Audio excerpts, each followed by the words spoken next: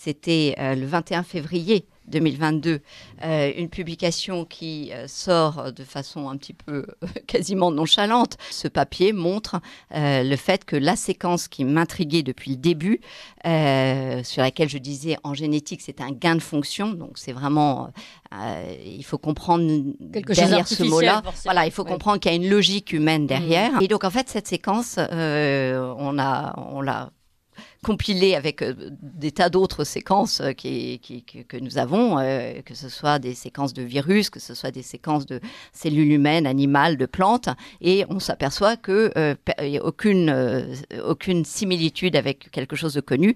La seule similitude, c'est dans des bases de données de brevets, et en l'occurrence, on est tombé sur le brevet de fin 2016, début 2017 de Moderna. Il faut savoir que M. Bancel est quand même le premier signataire de ce brevet. Et que sa compagnie Moderna est signatrice. Donc, il faut que vos auditeurs comprennent. Ça veut dire quoi ? Ça veut dire que cette séquence qui n'existait pas dans le monde naturel, et qui est, on voit un gain of function donc artificiel. Voilà, artificiel, se trouve être la propriété, donc le brevet d'une compagnie, en l'occurrence Moderna. C'est exactement la même. Oui, c'est à 100%. Voilà.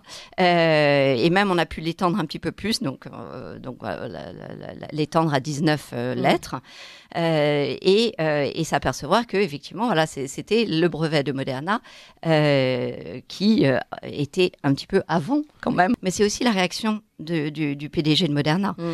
Parce que vous ne pouvez pas dire...